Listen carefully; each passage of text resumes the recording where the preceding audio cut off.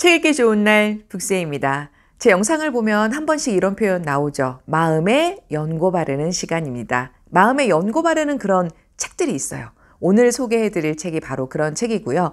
우리가 오늘같이 좀 덥고 좀 마음이 힘들고 지칠 때 사람한테 위로도 많이 받지만 아무 말 없이 책에서 위로를 많이 받을 때가 참 많아요. 제가 책을 좋아하는 이유 중에 하나도 그거인 것 같습니다.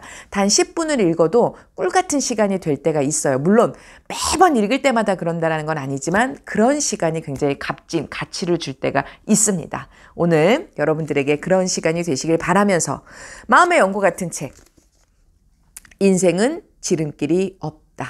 오은정 님이 저한테 선물로 주신 책입니다. 그동안 출판사에서 책을 참 많이 보내주셨고요. 작가분들께서도 직접 보내주셨는데 오늘은 특별하게 선물 받은 책으로 루키님들을 만나보도록 할게요. 저자는 스웨이고요. 옮긴이는 김정자, 출판사는 정민미디어입니다. 가장 평범한 노력으로 가장 뜨거운 열정을 가르치는 하버드 대학교의 지혜라고 부제가 써 있네요. 시작하기 전에 이렇게 강력한 한 줄이 있습니다. 꿈이 바로 앞에 있는데 당신은 왜 팔을 뻗지 않는가? 하버드 도서관에 있는 격언이라고 하네요. 강력한 한 줄이죠. 오늘 내 꿈을 위해서 팔을 뻗는 그런 시간이 되길 바라고요. 목차가 총 24장으로 되어 있습니다. 그리고 각 한 장당 3가지 이야기가 있기 때문에 총 72가지의 이야기가 있는데 저는 그중에서 딱 3가지 이야기만 오늘 함께 하도록 할 거예요. 프롤로그를 먼저 볼게요. 제가 보면 프롤로그를 꼭 읽어드리죠. 이 저자가 어떤 마음으로 이 책을 썼는지 그걸 먼저 보고 시작하는 게 저는 참 중요하더라고요. 하버드의 성공 습관으로 인생을 혁신하라. 전 세계의 수많은 사람이 동경하는 이른바 수재들의 집합소 하버드 대학교. 그곳의 학생들은 어떤 성공 습관으로 미래를 준비하고 있을까? 그리고 어떻게 하면 공부를 잘하는지 이런 내용이 있는 게 아니고요. 우리가 살면서 진짜 필요한 이야기들입니다. 볼게요. 평정심 유지하기, 가치관 수립하기, 초조함에서 벗어나기, 잠재력 개발하기, 현재의 행복 즐기기 등등. 그들은 쉬워 보이지만 실천하기 어려운 것들을 일상에 부단히 적용하며 성공하는 인생을 만들어가고 있다. 사실 하버드생들은 지식 쌓는 일에만 목매지 않는다. 언뜻 보기에는 치열한 경쟁 체제 속에서 주야장천 학문만 파며 소위 공부벌레로 살아가는 듯하나 그들 또한 현실적 목표, 막 목표만 높은 그게 아니고요. 현실적 목표를 향해 끊임없이 노력하며 자신의 성공을 만들어 나아간다. 그들은 안다. 성공의 비결은 생각이 아니라 행동임을. 성공의 비결은 생각이 아니라 행동임을. 누구나 성공하기를 바란다. 하지만 바란다고 성공할 수 있는 건 아니다. 성공을 손에 쥐기 위해서는 그에 걸맞은 실천이 선행되어야 한다. 평범한 삶에서 벗어나고 싶다면, 무엇에도 흔들리지 않는 내면의 힘을 기르고 싶다면, 그래서 성공하는 인생을 살고 싶다면 공상에 머무는 생각을 뛰어넘어 그 목표에 상응하는 행동을 해야 한다. 총 24장에 걸쳐 하버드생이 알고 있는 인생의 중요한 지침들, 삶을 변화시킬 성공 습관들을 일목요연하게 제시함으로써 당신을 혁신의 인생길로 인도할 것이다. 하고 제가 이 수많은 내용들이 있지만 거기에서 제가 제일 먼저 첫 번째로 뽑은 이야기는 이 이야기입니다. 타인과 비교하지 마라. 어느 날 시는 모든 생물이 다시 태어난다면 무엇으로 살고 싶어 할지 궁금해졌다. 제가 이거를 읽기 전에요. 잠깐 이 생각 좀 해보실래요? 만약에 신이 나한테 다시 태어난다면 뭘로 태어나고 싶어? 라고 묻는다면 뭐라고 나는 할 건지 써와도 좋고 말로 한번 해보세요. 해보셨죠? 그리고 이어나가겠습니다. 그래서 그들에게 다시 태어난다면 무엇으로 다시 태어나고 싶은지 편지를 쓰게 했다. 그런데 편지를 본 신은 깜짝 놀라고 말았다. 편지에는 이렇게 적혀 있었다. 고양이. 다시 태어나면 쥐가 되고 싶어요. 저는 주인의 생선을 몰래 훔쳐 먹다가 맞아 죽었어요.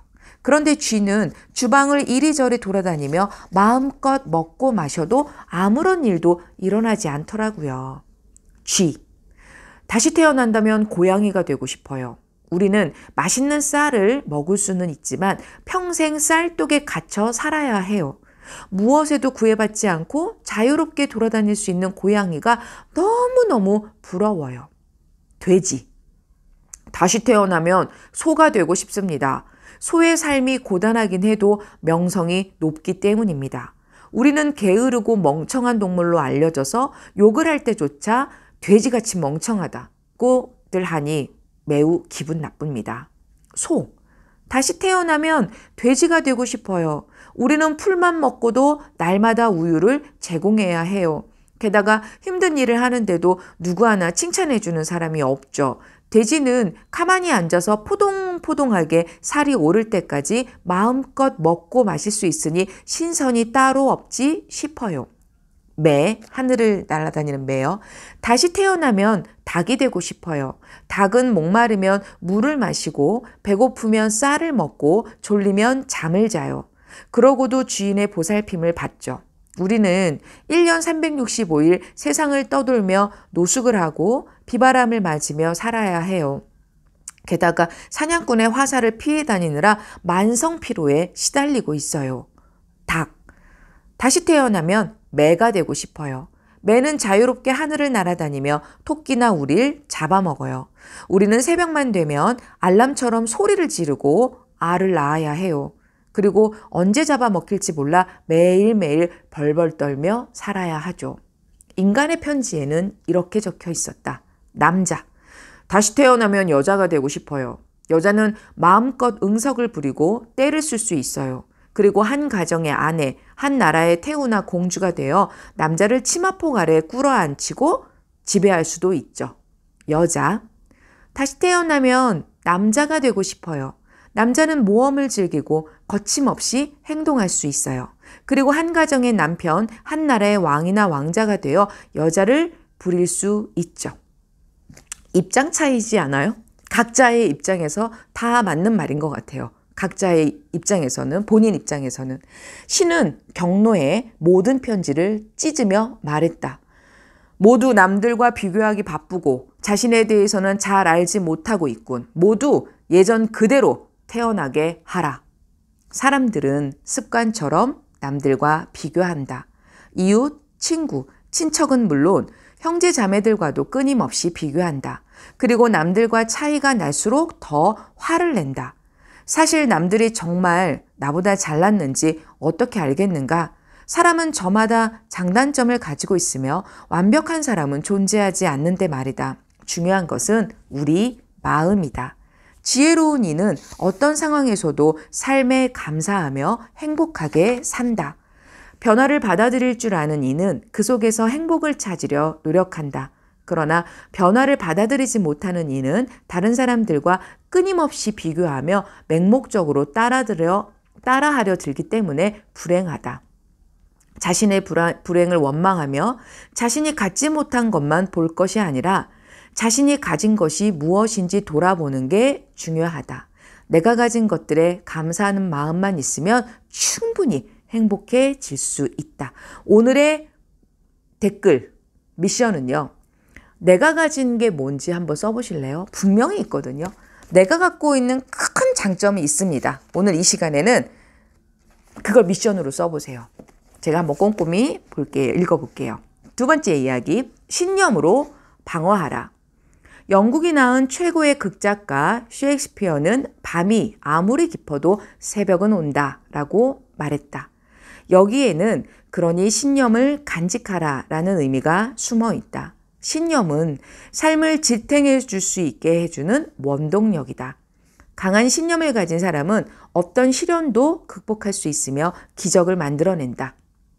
사막을 횡단하던 한 무리가 길을 잃었다. 뜨거운 태양을 받으며 길을 헤매던 사람들은 탈수 증상으로 생명까지 위태로워졌고 더 이상 움직일 힘도 없었다. 그때 무리를 이끌던 노인이 가방에서 물통을 꺼내며 말했다. 여기 마지막 물이 있네. 사막을 벗어나면 함께 나눠 마시는 걸로 하고 힘을 내서 길을 가보는 게 어떤가. 노인의 말에 힘을 얻은 사람들은 다시 몸을 일으켜 걷기 시작했다. 마지막 남은 물통은 그들의 유일한 희망이었다. 물이 가득 차 묵직한 물통에 사람들은 살아야겠다는 의지를 곱씹었다. 하지만 햇볕이 뜨거워지자 더 이상 참지 못한 한 사람이 노인에게 부탁했다. 제발 물 한 모금만 마시게 해주세요. 그의 말에 노인은 불같이 화를 냈다. 안 되네. 이 물은 사막을 벗어난 뒤에야 마실 수 있네. 지금은 절대 줄 수 없어. 그러던 어느 날 저녁 노인은 물통과 쪽지만 남기고 자취를 감췄다. 내게 사막은 더 이상 무리네. 물통을 남기고 먼저 저 세상으로 가 있을 테니 사막을 벗어나기 전까지는 절대 물을 마셔서는 안 되네. 사람들은 비통함에 빠져 계속 길을 떠났다. 노인의 물통은 사람들이 차례로 들었지만 물을 마시는 사람은 아무도 없었다. 누구도 노인의 목숨과 맞바꾼 물을 함부로 마실 수 없었기 때문이다. 사람들은 마침내 사막을 벗어났고 서로 부둥켜 안고 눈물을 흘리며 기뻐했다. 그때 누군가가 노인이 남긴 물통의 뚜껑을 열었다. 그런데 그 안에 든 것은 물이 아니라 모래였다. 하버드 대학교에서는 이렇게 가르친다. 신념은 삶의 원동력이다. 때때로 실패의 원인은 외부 환경이 아니라 자기 자신에게 있다. 그러니 살아있는 한 최선을 다해 노력하라. 어떤 절망 속에서도 신념을 유지해야 한다. 신념은 우리에게 신비한 힘을 가져다 줄 것이다. 강한 신념을 가지고 희망을 버리지 않는다면 운명도 우리에게 길을 양보할 것이다. 사실 신념을 가볍게 버리는 사람이 아주 많다. 그들은 자신이 무엇을 하든 보답받을 수 없다 여기며 미래는 멀리 있다고 생각한다. 하지만 신념이 있는 사람은 눈앞에 기상천외한 일들이 벌어져도 흔들리지 않는다. 불행과 시련 앞에서는 누구나 자신감이 떨어질 수밖에 없다. 하지만 그럼에도 성공하는 사람은 신념을 잃지 않는 자들이다. 그들은 긍정적인 마음으로 문제를 바라보고 미래의 희망을 품는다. 즐거운 마음으로 삶을 대하는 자는 결국 풍성한 보상을 받을 것이다. 누구나 무한한 잠재력을 가지고 있다. 그러니 인생의 고난과 시련에 직면했을 때 신념을 붙잡고 희망을 품어보자. 그러면 가슴속에 숨어있던 잠재력이 샘솟고 우리가 원하던 꿈을 실현할 수 있을 것이다. 많은 메시지가 있었던 이야기였습니다. 마지막이요. 가장 단순한 삶을 살아라. 어느 날 수심에 가득 찬 한 청년이 뭐든지 다 안다는 현자를 찾아와 물었다. 저는 타인에게 도움이 되는 사람이 되고 싶은데 일이 생길 때마다 머릿속이 복잡해져서 제대로 처리하기가 어렵습니다. 항상 무언가를 선택해야 하는 순간이 되면 뭘 선택해야 좋을지 모르겠어요. 현자는 청년을 과수원으로 데려갔다. 과수원에서 과일을 하나 가져오게. 청년은 현자의 말을 듣자마자 과수원으로 가서 신중하게 나무를 골랐다. 그리고 나무에서 가장 맛있어 보이는 과일을 찾기 시작했다. 하지만 하루가 지나도록 과일을 고르지 못했다. 결국 빈손으로 돌아온 청년은 울상이 되었다. 죄송합니다. 과일이 너무 많아서. 현자는 괜찮다는 뜻으로 고개를 저으며 청년의 발밑에 떨어진 과일을 가리켰다. 이 과일을 주게. 청년이 과일을 주어 건넸고 그것을 받아든 현자가 말했다. 아주 고맙군. 하지만 저는 아무것도 하지 않았는걸요? 방금 과일을 내게 주지 않았는가? 이건 너무 간단한 일이잖아요. 바로 그거지. 아주 간단하지. 나는 그저 자네에게 과일 하나를 가져오라고 했지 반드시 나무에 열린 과일을 가져오라고 한 적이 없네. 자네처럼 생각이 너무 많으면 괴로운 법이지. 단순한 일을 복잡하게 생각하니 고민만 되고 제대로 선택하지 못하는 거라네. 단순한 삶은 즐거움의 원천이자 번뇌를 없애주어 우리의 몸과 마음을 해방해준다. 단순한 삶은 꿈과 이상을 포기하라는 것이 아니다. 삶의 본질과 핵심을 강조하는 것이다. 이때 자신에게 솔직한 태도가 가장 중요하다. 속세를 살아가는 사람의 영혼은 더럽혀질 수밖에 없는데 한 번 묻은 때는 쉽게 지워지지 않는다. 더러워진 영혼을 정화하는 일은 방 청소처럼 쉬운 일은 아니지만 자주 들여다보고 매일 청소해 주는 것이 좋다. 청소할 때는 불필요한 것을 과감히 버릴 줄 알아야 한다. 너무 많은 것을 가지고 있으면 쉽게 피곤하고 머리가 복잡해진다. 버리고 가벼워져야 여유롭게 아름다운 것들을 느낄 수 있다. 내 삶을 발전적인 방향으로 이끌어줄 생각은 놔두고 피곤하고 복잡하게 만들 생각은 과감히 내버리자. 청소하듯이. 정말 필요한 것만 남는 단순한 삶을 살 때 더 행복해질 것이다. 제가 이 문장을 읽고요. 어제가 일요일이었죠. 일요일 저녁에 정말 정리정돈을 더 했어요. 그리고 났더니 얼마나 마음이 개운한지. 이 영상을 보고 계시는 루키님들도 책상 정리가 됐든 옷장 정리가 됐든 어딘가 미루고 있었던 그 딱 한 군데라도 정리하는 오늘이 되면서 마음의 청소도 좀 하고 생각 정리도 좀 하는 그런 시간이 되시길 바랍니다. 오늘도 북쌤이 응원합니다.